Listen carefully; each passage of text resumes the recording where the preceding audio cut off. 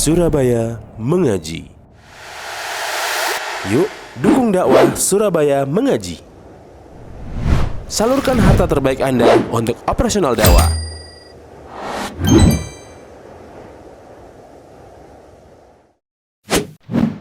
SM Store, amanah dalam muamalah. Assalamualaikum warahmatullahi wabarakatuh. Innal hamdalillah nahmaduhu wa nasta'inuhu wa nastaghfiruh wa na'udzu billahi min shururi anfusina wa min sayyiati a'malina. May yahdihillahu fala mudilla lahu wa may yudlil fala hadiya lahu. Asyhadu an la ilaha illallah wahdahu la syarika lahu. Asyhadu anna Muhammadan abduhu wa rasuluh. Ya ayyuhalladzina amanu taqullaha haqqa tuqatih wa la tamutunna illa wa antum muslimun. Ya ayyuhan nasu taqu rabbakumul ladzi khalaqakum min nafsin wahidah wa khalaqa minha zawjaha wa batha minhuma rijalan katsiran wa nisaa'a wattaqullaha alladzi tasaaluna bihi wal arham innallaha kana 'alaykum raqiba. Ya ayyuhalladzina amanu taqullaha wa qulu qawlan sadida yuslih lakum a'malakum wa yaghfir lakum dhunubakum wa man yuti'illaha wa rasulahu faqad faza fawzan 'azima. Amma ba'd, fa inna ahsanal hadits kitabullah wa khairal huda huda Muhammadin sallallahu alaihi wa alihi wasallam wa syarral umuri muhdatsatuha wa kullu muhdatsatin bid'ah wa kullu bid'atin dhalalah wa kullu dhalalatin finnar. Kaum muslimin dan kaum muslimat rahimani wa rahimakumullah, ikhwani dan akhwati fillah, para tulab dan talibat. Alhamdulillah, pada kesempatan yang baik ini kita senantiasa berada dalam keadaan sehat walafiat, dan alhamdulillah Darul Hijrah dengan semua aktivitasnya berjalan dengan baik, dan ini satu nikmat dari Allah Subhanahu wa taala. Dan insyaallah Subhanahu wa taala pada kesempatan yang baik ini, sebagaimana ya lazimnya bagi seorang muslim dan muslimah, seorang mukmin dan mukminah, yang mana mereka akan mengerjakan satu amal ibadah, sudah seyogianya kita mempelajari kembali, mengulangi kembali, yakni apa yang telah kita pelajari, apa yang telah kita lalui dari pelajaran-pelajaran itu, supaya ibadah kita lebih dekat kepada tuntunan Allah dan Rasulnya, Nabi kita Muhammad sallallahu alaihi wasallam. Sebagaimana pula dikatakan oleh Al-Imam Al-Bukhari rahimahullah ta'ala, yaitu tentang al-ilmu qabla al-qawli wal-amal. Ilmu itu diawali sebelum kita berbicara dan sebelum kita berbuat. Maka kegiatan kita pada kesempatan yang baik ini berkaitan dengan mendekatinya bulan Ramadan 1444 Hijriah yang sudah diambang pintu. Dan bulan Ramadan adalah bulan yang mulia, bulan yang penuh dengan keberkatan, bulan yang penuh dengan ampunan Allah Subhanahu wa taala. Ya, dan bulan Ramadan ibarat musim panen pahala, musim panen ganjaran. Ya, maka pada musim-musim seperti ini hendaknya kita berlomba-lomba di dalam mengerjakan amal-amal kebaikan, yang pada hakikatnya amal kebaikan itu selama kita hidup, selama ruh masih ada dalam tubuh kita, kita dianjurkan, diperintahkan untuk selalu melakukan amal-amal kebaikan. Namun ada saat-saat tertentu yang amal-amal itu dilipat gandakan oleh Allah Subhanahu wa taala ganjarannya. Ya, seperti 10 hari pertama bulan Zulhijjah, demikian pula di bulan Ramadan dan yang lainnya.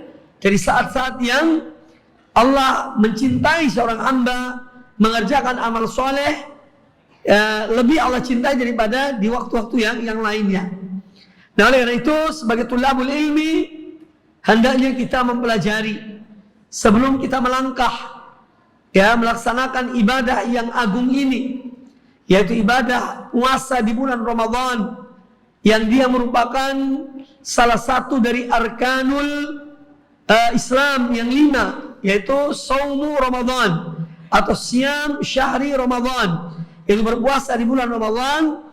Maka hendaknya kita mempelajarinya, mempersiapkan diri kita, mental kita, niat-niat kita, agar betul-betul kita mengerjakan ibadah yang mulia ini dengan penuh keikhlasan dan sesuai dengan tuntunan dan ajaran Nabi kita Muhammad sallallahu alaihi wasallam.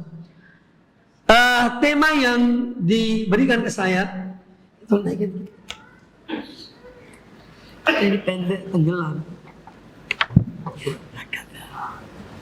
Ini kan mantap. Kagak kan.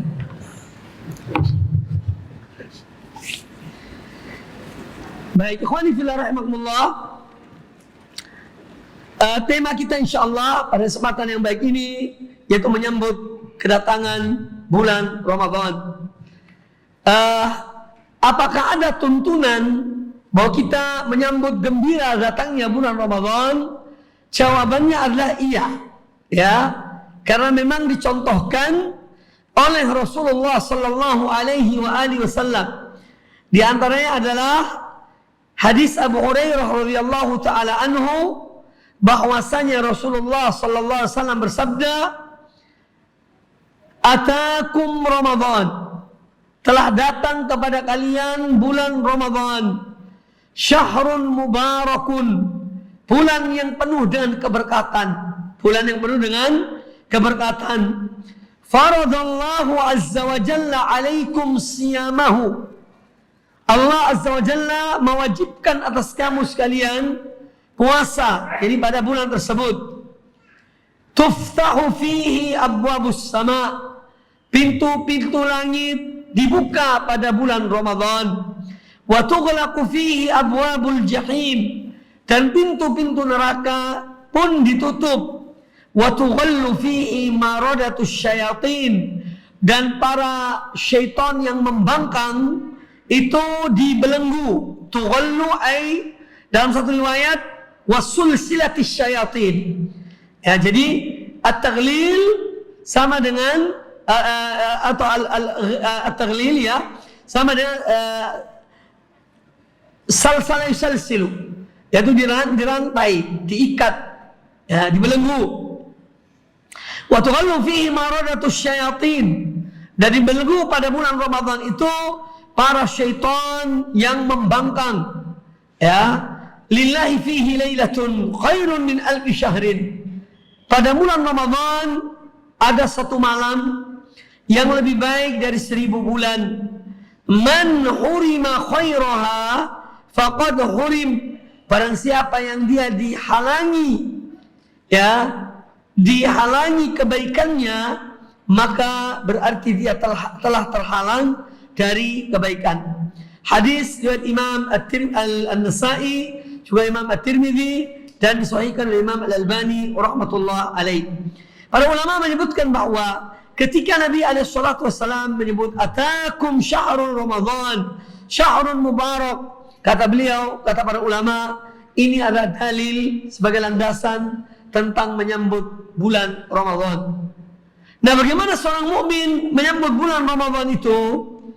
Tentu yang pertama adalah ini semua yang kami ungkapkan perkataan para ulama, ya, yaitu al-farahu was-surur bi qudumi syahri Ramadan al-mubarak, yaitu kita menyambut datangnya bulan Ramadan dengan farah. Al-farah yaitu dengan gembira, as-surur dan senang, ya, ketika datangnya bulan Ramadan. Karena di antara sifat orang-orang yang beriman, sifat orang-orang yang beriman kepada Allah Subhanahu wa taala, mereka itu bergembira dengan musim-musim amal kebaikan. Ketika datangnya kesempatan yang baik, ya, mereka menerima dengan penuh kegembiraan, dengan hati yang lapang, jiwa yang senang. Itu sifat orang-orang yang beriman. Makanya kalangan salaf dahulu pun demikian.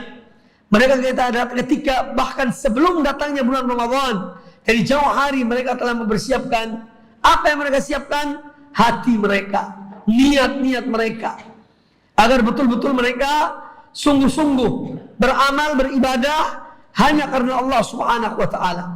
Kemudian juga mereka di antara kalangan salaf, ketika mereka menyambut datangnya bulan Ramadan, semenjak belum datangnya bulan Ramadan, mereka itu membayangkan bahwa atau menanamkan dalam diri mereka semacam sebuah perasaan bahwa Ramadan yang akan datang ini adalah Ramadan yang terakhir baginya.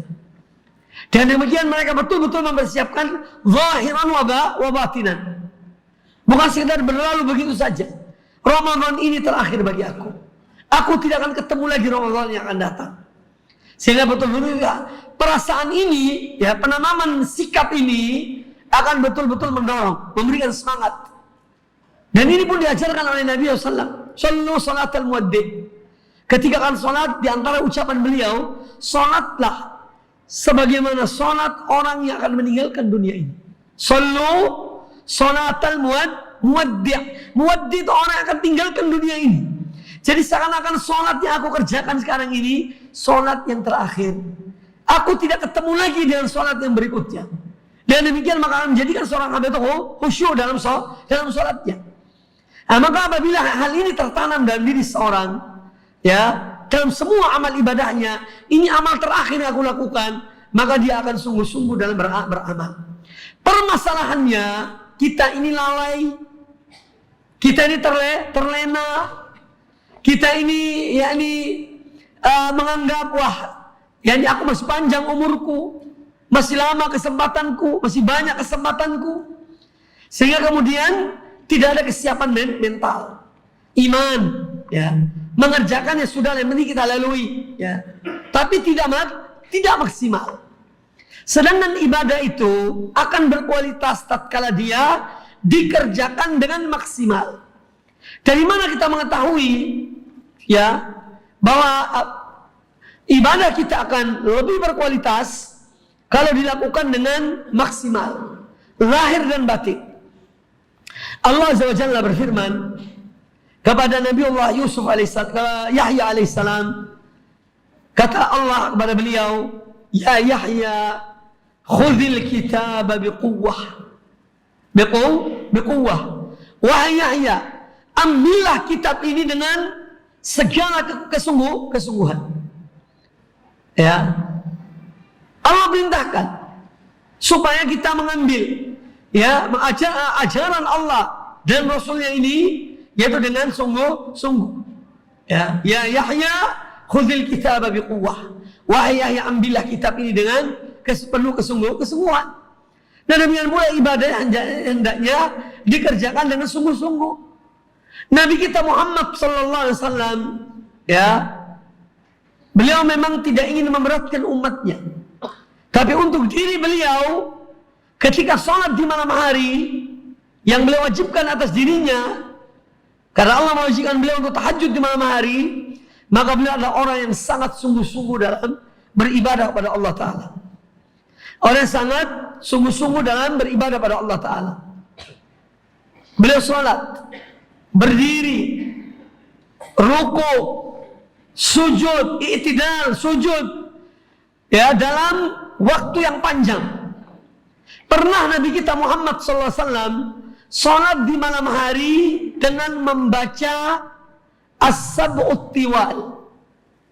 As-Sab'ut Tiwal, 7 surat terpanjang dalam Al-Quranul Karim. Dalam keadaan sakit, Sallallahu Alaihi Wasallam mengerjakan sholat di malam hari membaca 7 surat yang disebut dengan As-Sab'ut Tiwal. Apa saja As-Sab'ut Tiwal itu? Surah Al-Baqarah, Ali Imran, An-Nisa, Al-Ma'idah, Al-An'am, Al-A'raf, kemudian At-Taubah atau At-Taubah. Ini yang disebut dengan As-Sab'ut Tiwal.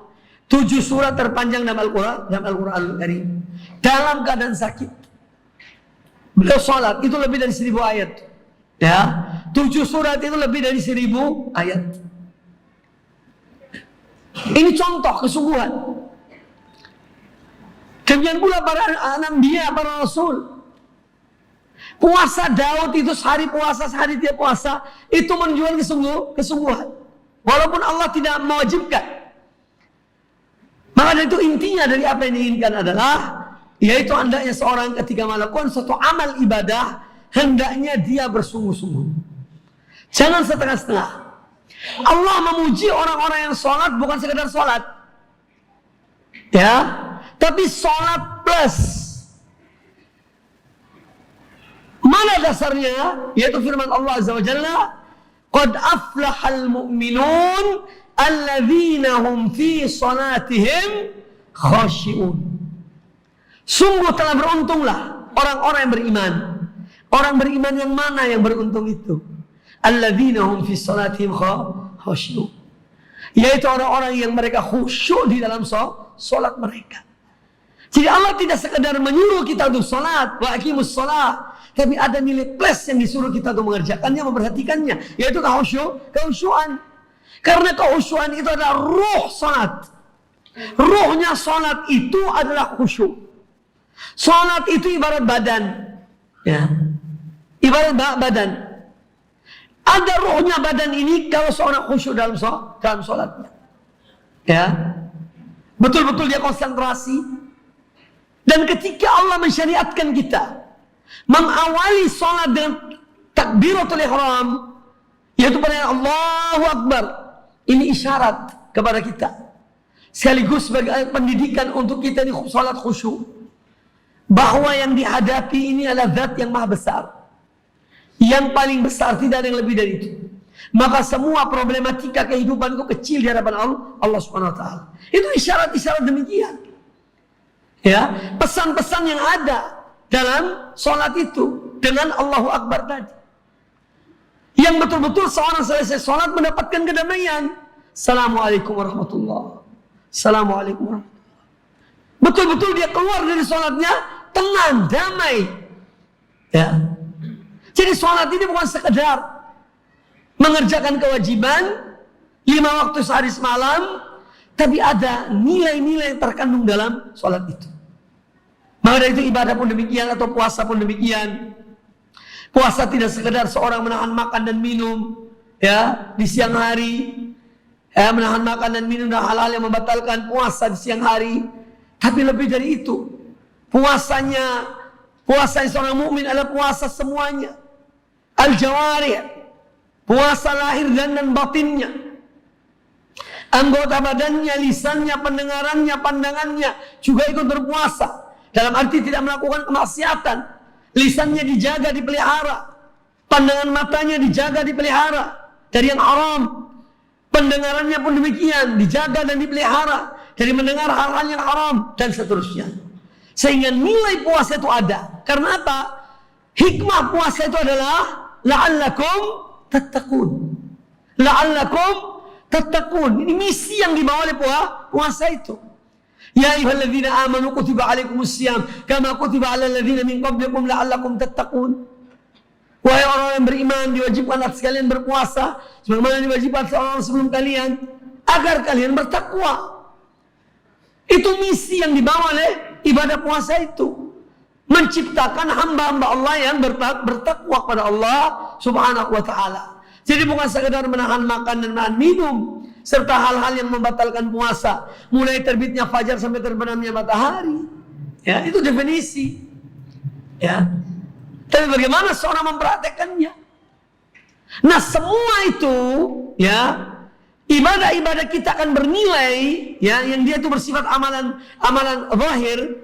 Dari sholat juga amalan zahir banyak kan? Allahu Akbar, ya, ruku, sujud, semua yang bekerja jawari. Ada rahasia di balik ini.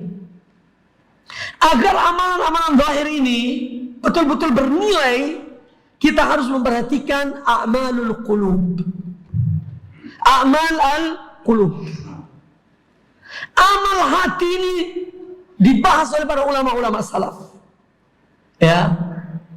Amalan hati itu cinta, keikhlasan, cinta pada Allah, keikhlasan pada Allah dalam beramal, rasa takut, ya takwa, al-khauf, ar-raja, harapan, dan yang lainnya. Al-inaba ilallah. Ini semua amalan hati. Kalau hati kita yang dihiasi dengan amalan-amalan hati itu, ya, penuh dengan amalan hati yang menjadi kewajiban hati, maka insya Allah semua yang ada di luar hati ini akan tunduk dan takluk kepada hati. Apa yang diperintahkan oleh amalan hati itu tadi. Tapi ketika kita lalai dengan hati kita, pokoknya yang penting aku kerjakan, tapi tidak ada niat kekhusyuan atau melaksanakan suatu kewajiban Allah wajibkan pada aku. Ini ada kaitannya dengan hisab yaumul qiyamah. Aku kerjakan sholat karena aku takut pada Allah. Aku mengerjakan sholat karena aku ingin berharap dari Allah. Ya, dan seterusnya. Maka nilai ibadah itu menjadi rendah. Karena tidak didorong oleh amalan hati. Kita kebanyakan memperhatikan masalah-masalah yang lahir. Ya. Tapi kurang memperhatikan masalah hati itu dalam beramal. Padahal Nabi SAW sudah menyebutkan. Ya, dalam hadis beliau, hadis Nu'man bin Bashir radhiyallahu taala an, kata Nabi SAW, "Ala wa inna fil jasadi mudghah." Ketahuilah bahwasanya dalam jasad ini ada segumpal daging. Idza salahat salahal jasadu kulluh, wa idza fasadat fasadal jasadu kulluh. Kalau segumpal daging ini baik, maka semua perbuatan anggota badan akan baik. Tetapi kalau segumpal daging ini buruk, jelek, busuk, rusak, maka semua amal jawari semua jasad menjadi buruk. Ini amal-amal perbuatannya. Ala wahyal qalb. Ya. Segumpal daging itu adalah apa? Jantung. Cuma diterjemahkan hati. Tapi yang dimaksud hati dalam bahasa Indonesia jantung. Yang dimaksud jantung. Yang ada di dada. Ya. Kalau hati bukan di dada, hati di mana? Di rongga perut tuh hati. Tanya dokter kalau ada dokter sini. Ya. Bisikan di perut apa di hati? Di sini di atas. Jadi itu menunjukkan bahwa pada hakikatnya yang dimaksud dengan hati itu adalah jantung. Cuma terjemahan ini sudah zaman Belanda dahulu. Sudah terjemahkan kolbun itu hati. Akhirnya sampai sekarang jadi mana hati. Sehingga kalau dirubah pun tidak gampang. Hati-hatina, jantung-jantungna, ya juga aneh. Ya. Iya. Jadi aneh kan? Kalau ada jantung-jantungna. Karena sudah terbiasa dari dulu hati-hatina. Suruh jaga hati ini. Ketika di luar di perjalanan, hati-hati. Ya. Kalau ada orang salah ngerubah jantung-jantungnya, ya aneh. Ya. Padahal memang hati yang dimaksud itu adalah qalbun, itu jantung yang dimaksud. Tayyawani fillah rahimani wa rahimakumullah. Maka seorang mukmin dia bergembira dengan datangnya musim-musim kebaikan. Ya, musim-musim kebaikan. Termasuk dalam hal ini bulan Ramadan. Bulan yang mulia, setahun sekali datangnya. Tak tahu ketemu lagi tahun akan datang apa tidak, wallahu a'lam. Banyak teman-teman kita, saudara-saudara kita yang mereka di tahun-tahun yang lalu masih bersama kita, ya, dan tahun-tahun yang akan datang kita tidak mengetahuinya. Oleh karena itu, atau mereka telah meninggal. Ya, jadi intinya bahwa seorang mukmin dia bergembira dengan datangnya musim-musim amal kebaikan. Ya. Allah Azza wa Jalla berfirman tentang sifat ini di dalam surat At-Taubah ayat 124. Ya, ini tentang sifat orang beriman. Wa idza ma unzilat suratun, kalau ada surat yang turun, ya Al-Qur'an, ini zaman turunnya Al-Qur'an dahulu. Zaman Nabi alaihi wasallam. Wa idza ma unzilat suratun, dan apabila diturunkan satu surat, faminhum man yaqulu ayyukum zadathu hadhihi imanan, maka di antara mereka ada yang bertanya, apakah ada di antara kalian yang bertambah imannya dengan turunnya surat ini? Itu pertanyaan orang munafik. Allah mengatakan, fa'ammal ladzina amanu, adapun orang-orang yang beriman, fazadatuhum imanan wa hum yastabsyirun, maka dengan turunnya surat itu menambah iman mereka. Dan mereka bergembira dengan turunnya Al-Quran atau satu surat dari Al-Quran. Ini sifatnya orang-orang beriman. Bergembira. ketika turunnya ayat, ketika datangnya musim-musim kebaikan, mereka merindukan hal itu semuanya. Ya, maka seorang mukmin ketika datangnya bulan Ramadan, ya karena dia adalah sesuatu yang saat yang diberkahi oleh Allah Ta'ala, maka mereka bergembira, ya, atau menyambut dengan penuh kegembiraan dan hati menggebu-gebu menunggu datangnya tamu ini. Ya, ini sifatnya orang beriman. Kemudian yang kedua, bagaimana seorang mukmin menyambut datangnya bulan Ramadan? Yang kedua adalah istiqbal syahri Ramadan bilhamdi wa syukri lillah subhanahu wa ta'ala. Menyambut bulan Ramadan itu dan memuji Allah dan bersyukur pada Allah subhanahu wa ta'ala. Karena Allah berikan kesempatan kepada seorang hamba untuk beribadah pada Allah subhanahu wa ta'ala. Ya, ibadah ini kesempatan, karunia yang Allah berikan pada seorang hamba, taufik yang Allah anugerahkan pada seorang hamba. Banyak orang mengetahui wajibnya sholat, tapi tidak sedikit di antara mereka yang tidak mengerjakan sholat. Banyak orang mengetahui wajibnya puasa, tapi tidak sedikit di antara kaum muslimin yang meninggalkan puasa di bulan Ramadan. Mereka makan seenaknya. Maka ketika seorang hamba dia diberikan taufik oleh Allah Ta'ala untuk mengerjakan satu ibadah, ini artinya satu nikmat yang Allah berikan pada hamba itu. Ya, nikmat yang Allah berikan kepada hamba itu. Makanya nikmat tersebut hendaknya disambut, dibalas dengan bersyukur. Dengan bersyukur kepada Allah Subhanahu wa taala dan memujinya, menyanjungnya dan mengisi waktu-waktunya dengan yaitu beribadah kepada Allah Subhanahu wa taala. Ada sebuah kisah ya tentang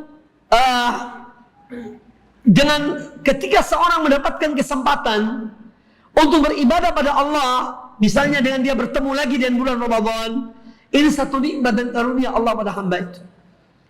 Dikisahkan dalam hadis sahih riwayat Imam Ahmad dengan sanad yang hasan, yang baik, dihasankan oleh para ulama ahli hadis. Ahli hadis ya.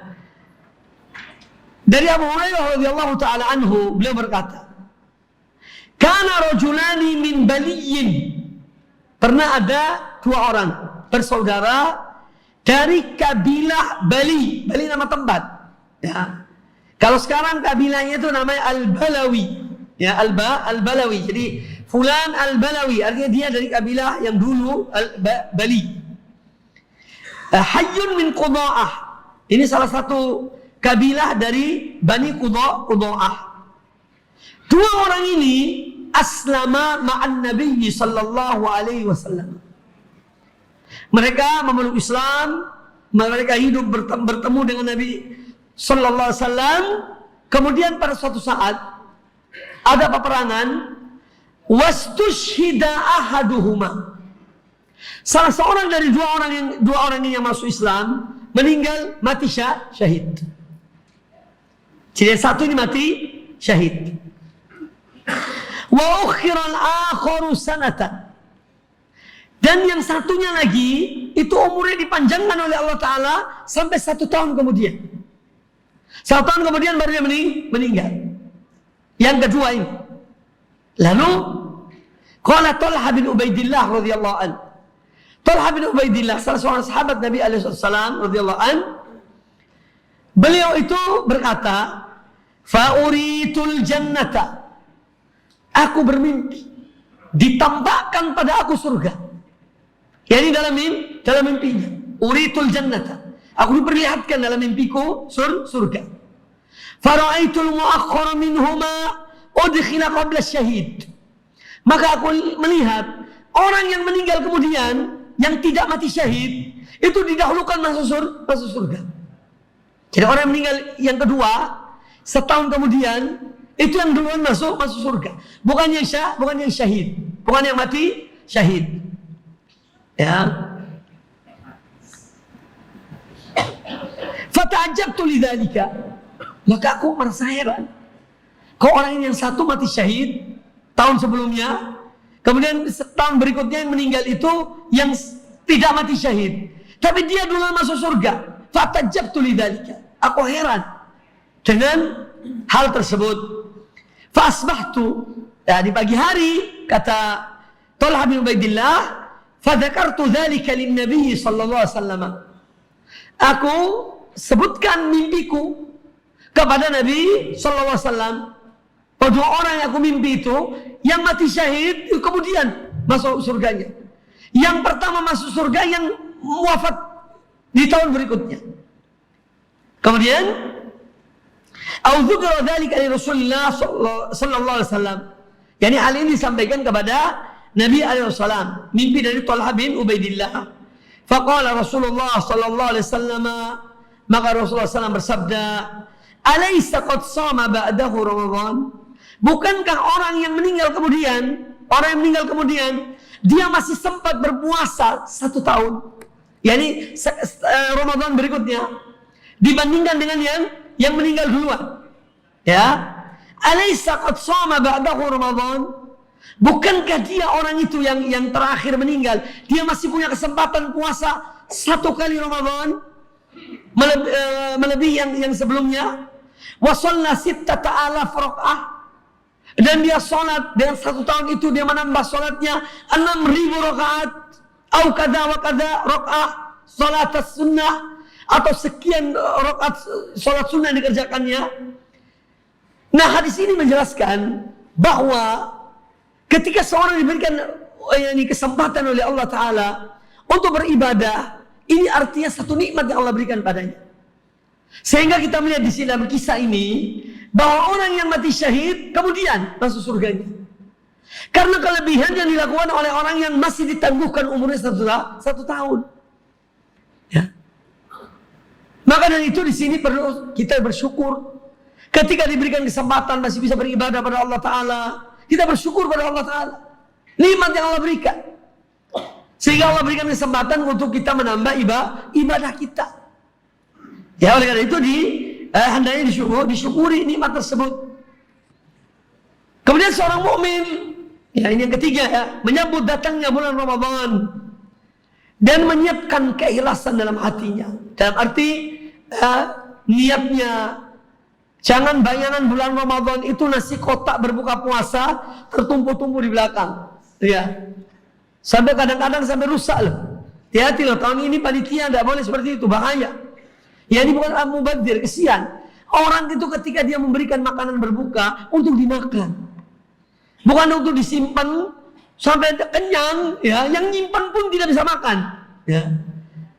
Tidak dibagikan, juga kalau disimpan tidak dimakan, akhirnya rusak. Ya.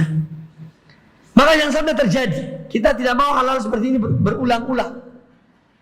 Ya, Anda jangan khawatir dengan rezeki Allah SWT. Kalau memang rezeki Anda setelah sholat tarawih ada orang kirim makanan, ini karena mau disimpan nanti habis tarawih makan lagi. Iya. Insya Allah ada makanan itu. Jadi seorang, artinya inti kembali pada keikhlasan. Karena ada orang juga dengan datangnya bulan Ramadan senang karena apa? Oh, bulan zakat. Kira-kira berapa ya tahun ini dapat zakat? Ya, dihitung. Tahun kemarin 3 juta. Ya, mudah-mudahan tahun ini lebih dari itulah. Jadi yang di kepalanya ya hal-hal seperti itu. Hal-hal yang itu rezeki yang sudah Allah tentukan. Jangan khawatir dengan rezeki kita. Rezeki itu kalau sesuatu yang akan masuk dalam perut kita tidak akan berpindah ke perut orang lain, tidak bisa.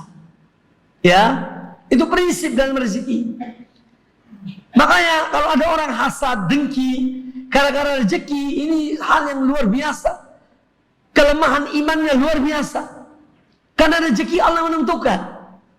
Tidak mungkin salah alamat, tidak mungkin rezeki itu. Ya, tidak akan salah alamat. Nah, jadi seorang ketika datangnya bulan Ramadan, jangan bayangkan itu insya Allah dapat, ya, zakat ya dapat, makan berbuka dapat, dan yang lain dapat. Ya. Tapi jangan itu menjadi utama. Terutama yang kita siapkan mental kita, iman kita, hati kita adalah bagaimana kita bisa ibadah dengan ikhlas kepada Allah Subhanahu Wa Taala. Maka menyiapkan diri dan keikhlasan, ya, dalam menyambut kedatangan bulan Ramadan, yaitu dengan Abdul Azm, ya, ala istighlali al-awqat al-mubarakah, yaitu dan seorang bertekad bulat untuk manfaatkan saat-saat, detik-detik, menit-menit di bulan Ramadan dengan sebaik-baiknya. Itu yang dia siapkan. Jangan sampai berlalu tanpa ada amal kebaikan. Kemudian wajtinab al-ma'asi was-sayyi'at, juga termasuk menjauhi perbuatan-perbuatan maksiat dan perbuatan-perbuatan yang buruk. Wa tathhir al-qulub, membersihkan hati, ya.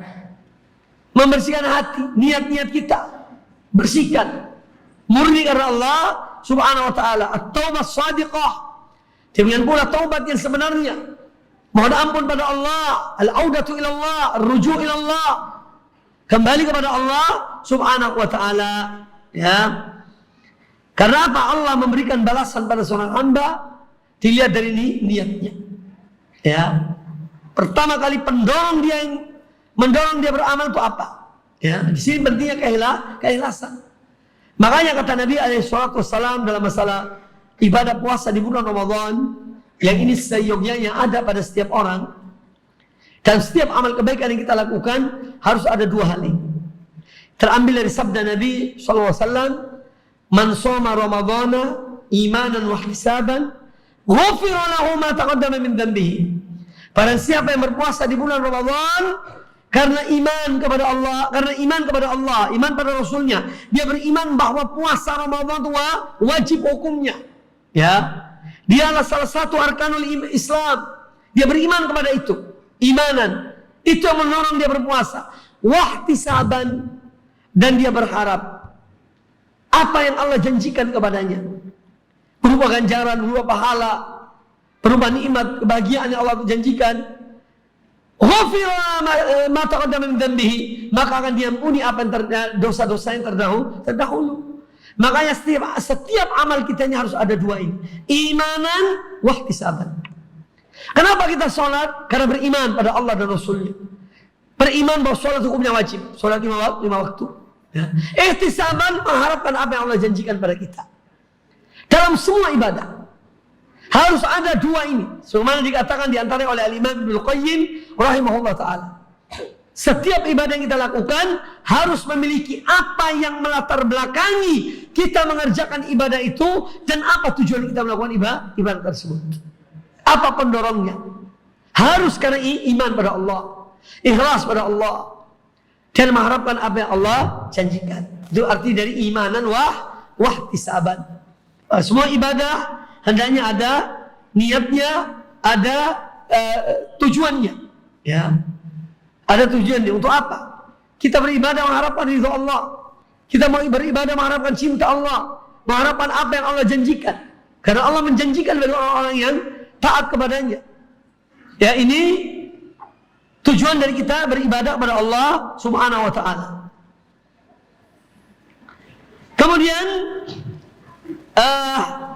ada satu pelatihan, ini juga termasuk dalam hal menyambut bulan Ramadan, yaitu pelatihan yang diajarkan oleh Nabi SAW, yaitu dengan beliau memperbanyak puasa di bulan Sya'ban.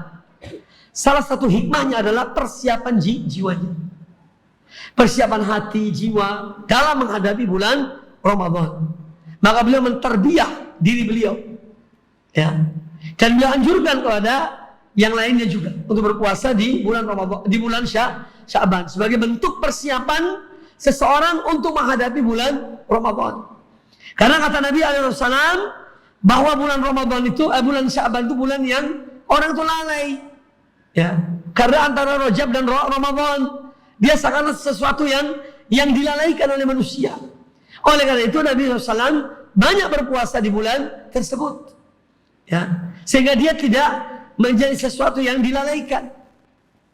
Dan ketika seorang beribadah di saat manusia lalai, maka nilai ibadahnya akan berbeda dengan yang lainnya. Kata Aisyah radhiyallahu taala anha, "Walam arahu sha'iman min syahri qattu akthar min siyamihi min Sya'ban." Aku tidak pernah melihat beliau, yaitu Nabi sallallahu alaihi wasallam, puasa, ya, lebih banyak daripada puasa beliau di bulan Sya'ban. kana yasumu Sya'ban kullahu. Bahkan riwayat ini menyebutkan beliau berpuasa di bulan Sya'ban semuanya. Kana yasumu Sya'ban illa qalila. Ya, juga beliau melakukan puasa di bulan Sya'ban kecuali sedikit yang beliau tidak mengerjakannya. Artinya kebanyakan hari-hari bulan Sya'ban itu adalah hari-hari puasa bagi beliau. Makanya puasa di bulan Sya'ban bagi orang yang sering berpuasa itu tidak perlu menunggu Senin Kamis 13, 14, 15. Anda mau puasa besok Senin, Selasa, Rabu, Kamis silakan. Ya. Itu puasa di bulan Sya'ban. Jangan tunggu Senin, Kamis. Ya. Karena hadisnya umum. Beliau memperbanyak puasa di bulan Sya'ban. Maka orang yang mau puasa silakan. Ya. Cuma memang masalah misalnya hari Sabtu, menghindari puasa di hari Sabtu karena memang ada riwayat yang menyebutkan kita dianjurkan atau diperintahkan tidak menyerupai orang-orang Yahudi. Kalau di hari Sabtu itu tidak menyerupai Ahlul Kitab. Sehingga sebagian ulama ada yang memakruhkan ya atau melarang puasa di hari Sabtu, itu puasa sunnah. Adapun puasa wajib tidak ada masalah. Seorang mengqadha puasanya karena misalnya seorang wanita haid, ya dia mengqadha di hari Sabtu, boleh apa tidak? Boleh, karena puasa wajib. Ya, yang dimaksud adalah puasa sunnah. Yang dimakruhkan itu puasa sunnah, bukan puasa wajib. Kemudian ikhwani fillah rahimani wa rahimakumullah,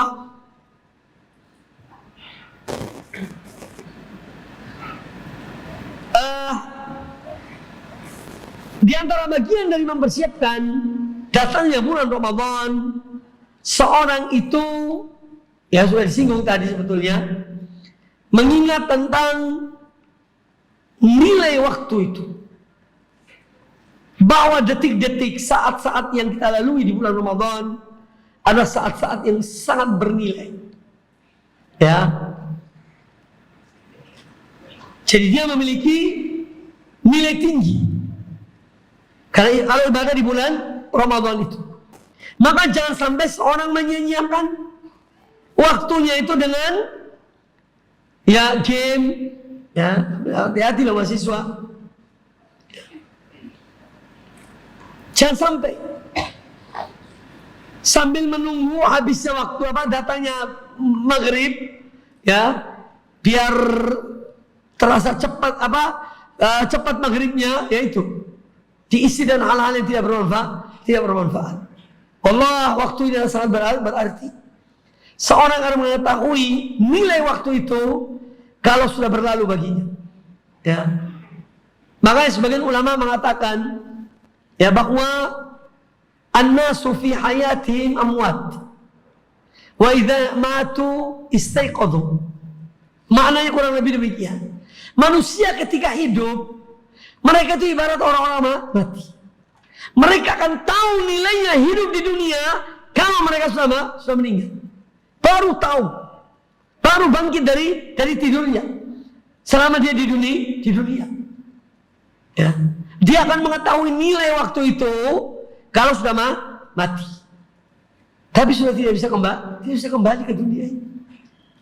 Maka ikhwani fillah, apalagi tulabul ilmi, talibat, para penuntut ilmu, apalagi kita mungkin sebagai contoh, ya Ahlus Sunnah wal Jamaah, Salafiyun, ya harus contohkan yang terbaik dalam memanfaatkan waktu dan kesempatan dengan sebaik-baiknya. Kata Imam Ibnu Jauzi rahimahullah taala, "Yanbaghi lil insan an ya'rifa syarafa wa qimata waqtihi." Seyogyanya bagi seorang manusia untuk dia mengetahui ya nilai ya dan berartinya waktu yang dimilikinya saat dia hidup itu. Fala yudayyi fihi ya lahdatan fi ghairi qurbatin.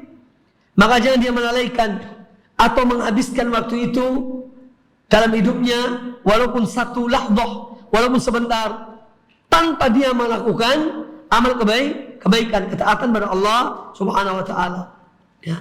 Apalagi Ramadan telah disebutkan oleh Al-Qur'anul Karim ayyaman ma'dudat, hari-hari yang berbilang. Jumlahnya 29 atau 30? 30. Sudah berlalu.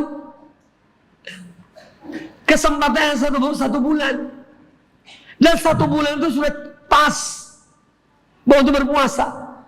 Kalau puasa 2 bulan itu hukuman. Ya. Kadang-kadang ada orang mengatakan demikian. Seandainya Ramadan 2 bulan ya, mesti ada maslahat itu. Dan tidak jual sarung, jual korma. Iya. Kalau tidak jual korma ya air gelas. Jadi puasa yang Allah berikan kita 1 bulan setahun itu, ya, itu sudah tepat. Kalau 2 bulan hukuman, ya, seorang membunuh orang, ya, selain dia bayar fidyah, dia puasa 2 bulan. Seorang mengumpuli istrinya di siang hari bulan Ramadan, ya, dengan sengaja, itu pertama merdekakan budak. Ya. Kalau tidak ada budak atau tidak punya duit, ya, untuk memerdekakan budak, puasa 2 bulan berturut-turut. Jadi puasa 2 bulan itu hukuman. Ya. Adapun yang mengatakan seandainya Ramadan 2 bulan, itu mesti ada maslahatnya. Bukan puasanya, maslahat lain. Ya. Ya tadi itu yang saya sebutkan. Jadi inti ikhwani fillah rahimani wa rahimakumullah, jadi ayaman ma'dudat ini, hari-hari yang berbilang ini hendaknya betul-betul dimanfaatkan dengan sebaik-baiknya. Ya, dan alangkah baiknya menurut sebagian ulama, seorang itu membuat program. Ya, sebelum bulan Ramadan dia programkan. Aku Ramadan ini harus hatam misal minimal 1 kali Al-Quran. Hataman Al-Quran 1 kali, minimal 1 kali. Berarti dia atur waktunya. Paling tidak 1 hari 1 juz. Kapan waktunya? Silakan diatur. Setiap sholat, setelah sholat wajib misalnya, harus duduk, baca 2 lembar. Ya, 2 lembar. Itu 4 halaman. Kalau 5 waktu, 5 halaman. Ya, 5 lembar, 10 halaman, 1 juz. Dan seterusnya. Jadi harus punya program. Ya. Apalagi mahasiswa, ada pelajarannya, ada ininya, ada itunya, tugas-tugas, tanggung jawab. Ya, tapi itu semua jangan sampai menghalangi dari membaca Al-Quran. Ya. Bulan Ramadan itu syahrul Quran. Baik itu turunnya maupun bacanya. Ya, bulan Ramadan itu syahrul Quran dari 2 sisi. Baik turunnya, yaitu firman Allah Ta'ala, syahrul Ramadan alladhi unzila fihi al-Quran hudan linnasi wa bayyinatin minal huda wal furqan faman syahida minkum asy-syahra falyasum. Bulan Ramadan yang padanya itu diturunkan permulaan Al-Quran. Jadi dari sisi ini bulan Ramadan, bulan Al-Quran. Karena pada bulan itu Allah menurunkan Al-Quranul Karim. Kalau baca, mana dasarnya Ustaz? Dasarnya adalah yaitu hadis Imam Bukhari, Imam Muslim dan yang lainnya tentang kedatangan Jibril alaihissalam setiap malam kepada Nabi SAW untuk mengulangi Al-Quran bersama beliau. Dan di akhir hidupnya, di akhir Ramadan maksudnya, Ramadan terakhir bagi Nabi SAW sampai 2 kali. Ya, hatamnya Al-Quran Nabi SAW dan Jibril alaihissalam. Jadi bulan Ramadan disebut bulan Al-Quran dari 2 sisi itu. Pertama diturunkan dan juga dibaca. Tetapi membaca Al-Quran tidak hanya di bulan Ramadan, itu juga tidak benar.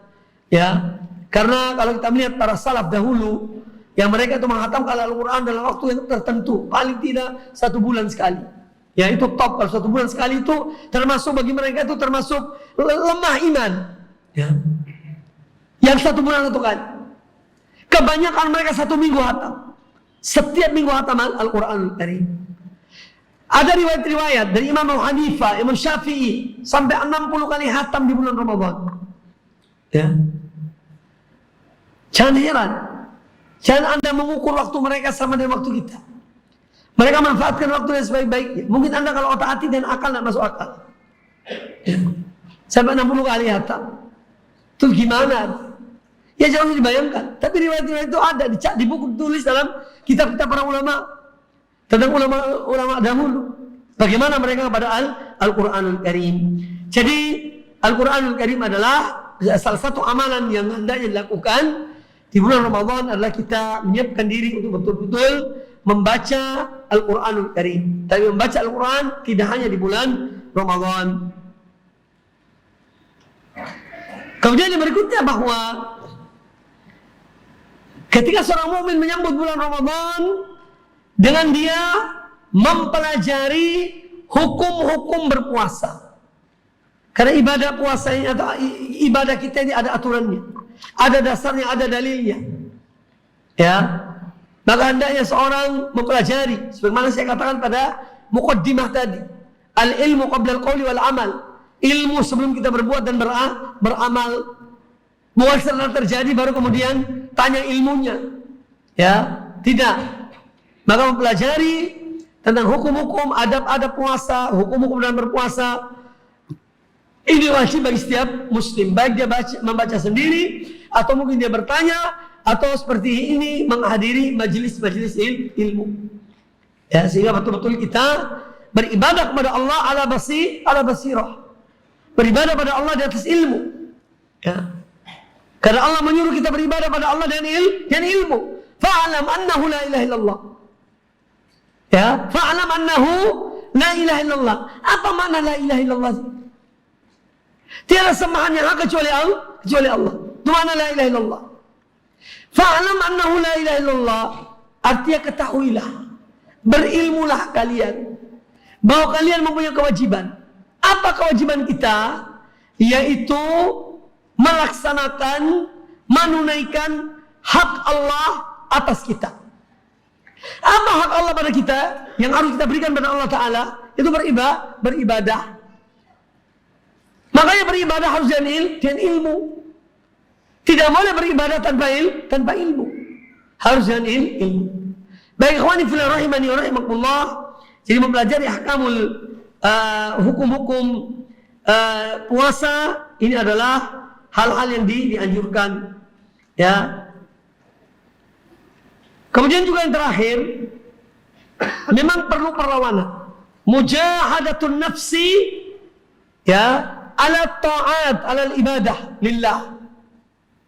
Ketika Ramadan, ya mungkin banyak godaan, ya, bagi seorang hamba, maka harus dia melawan. Ya. Harus mujahadatun nafs. Kadang-kadang rasa lapar, ya, yang ada pada diri dia itu membuat dia itu malas. Inginnya hanya tidur. Harus dilawan. Jangan dibiarkan. Harus dilawan. Jangan dibiarkan, ya, sedikit ngantuk langsung ke kasur, taruh kepalanya. Jangan. Ya, kita ingat detik-detik yang berlalu dengan cepat. Ya, kesempatan-kesempatan masih banyak yang harus dimanfaatkan dengan sebaik-baiknya. Nah, ini diantara hal-hal yang disebutkan para ulama tentang bagaimana seorang mukmin menyambut datangnya bulan Ramadan. Baik, masih ada waktu sedikit. Yang ingin bertanya silakan. Waktu saya tinggal 5 menit. Langsung ya.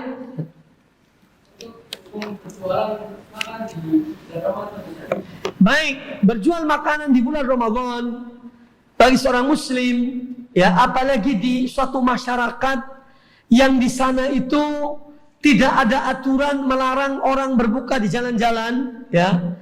Lain kalau negara-negara tertentu itu ada aturannya, ya. Itu ada aturannya. Tidak boleh menjual makanan di bulan Ramadan, jualnya di malam hari. Tapi di negeri kita itu hanya keterpanggilan saja. Seorang kalaupun dia jual makanan, dia tutup ditutup, ya. Tapi karena perasaan. Tapi dia tidak pernah bertanya pada orang yang makan itu, kenapa kamu tidak puasa? Ya, kenapa ini dan itu, tidak. Maka saya menganjurkan untuk seorang tidak tolong-menolong dalam hal yang mungkar dan dosa, sebaiknya dia tidak menjual makanan kecuali di malam hari. Wallahu a'lam. Ya, kecuali kalau kita di satu komunitas yang memang ada aturannya. Ya. Ustaz, kalau ada orang dia misalnya musafir, kalau misal semua warung tertutup, ya gimana? Itu pun tidak terjadi. Pertanyaan ini tidak terjadi. Karena bukti masih banyak, Pak, warung-warung itu. Maka seorang yang belajar belajar agama, sehendaknya dia tidak usah lakukan. Ya, untuk menjual makanan di siang hari. Jangan dia lakukan. Adapun orang yang lain itu orang lain. Tapi bukan kita menuntut ilmu. Ya. Ini jawaban kami wallahu a'lam, yang jelas bahwa jangan sampai seorang itu terjerumus dalam at-ta'awun 'alal itsmi wal udwan. Dalam tolong menolong dalam perbuatan dosa dan permusuhan. Jangan. Wallahu a'lam. Yang lain silakan. Kalau ada pertanyaan, tolong.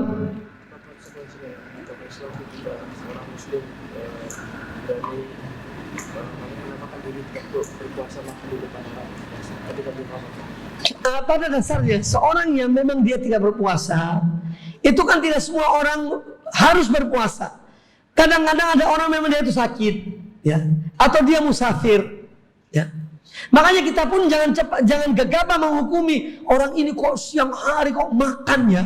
Nah, bisa jadi orang ini musafir, bisa jadi orang ini sakit. Maka kita dahulukan husnudzon, tetap dahulukan prasangka baik. Jangan langsung dahulukan dengan su'dzon. Ya. Adapun seorang yang sengaja, yang termasuk dosa besar. Seorang yang sengaja dia itu makan ya di keramaian orang, menunjukkan bahwa aku tidak puasa, ya. Ini jelas satu perbuatan dosa besar. Bahkan ada riwayat yang menyebutkan seorang yang berbuka puasa dengan sengaja di bulan Ramadan, ya, tanpa ada udzur, maka dia tidak ada qada baginya. Kalaupun dia puasa 1 tahun tidak terbalaskan. Ya. Ini bahkan ada riwayat demikian. Maka intinya bahwa itu satu perbuatan dosa. Seorang kalau memang dia misalnya sakit atau memang berhalangan, ya paling tidak makan di tempat yang tertutup. Wallahu a'lam. Ya. Yang lain, fadhal. Cukup. Cara menggabungkan membaca bagaimana menggabungkan tadabbur Al-Quran dan membaca? Membaca Al-Quran itu sering saya katakan ada 2 macam. Sebagaimana disebut oleh para ulama, ada membaca Al-Quran yang sifatnya menghatamkan Al-Quran. Itu amalan soleh, amalan yang baik. Ya, seorang punya program, aku setiap bulan harus hatam Al-Quran. Tapi hendaknya dia juga melakukan hal yang kedua, bacaan yang kedua, yaitu waktu untuk tadabbur Al-Quran. Kalau tadabbur Al-Quran itu tidak ada target 1 bulan selesai. Ya. Tadabbur Al-Quran ya bisa jadi 1 tahun sampai 2 tahun mungkin, karena dia membaca sedikit demi sedikit. Dia baca itu. Yang penting dia memahami apa yang dikandung oleh Al-Quranul Karim. Nah, dua-duanya diamalkan. Dua-dua itu diamalkan. Membaca dan program misalnya 1 bulan aku harus khatam, atau seorang misalnya aku harus baca setiap hari setengah juz, berarti 2 bulan khatam. Itu amal yang baik. Tapi juga hendaknya dia punya waktu untuk dia tadabbur Al-Quran, membaca dan mungkin lihat tafsirnya. Ada tafsir yang juga diterjemahkan dalam bahasa Indonesia, tapi sedikit demi sedikit mungkin dicatat ya dalam bukunya. Oh, ini maknanya begini, ini maknanya itu. Hal-hal yang diambil sehingga dia betul-betul bisa memahami Al-Quran. Jadi membaca Al-Quran 2 macam. Membaca yang diprogramkan sampai selesai, ya, ini amal yang soleh, amal yang baik.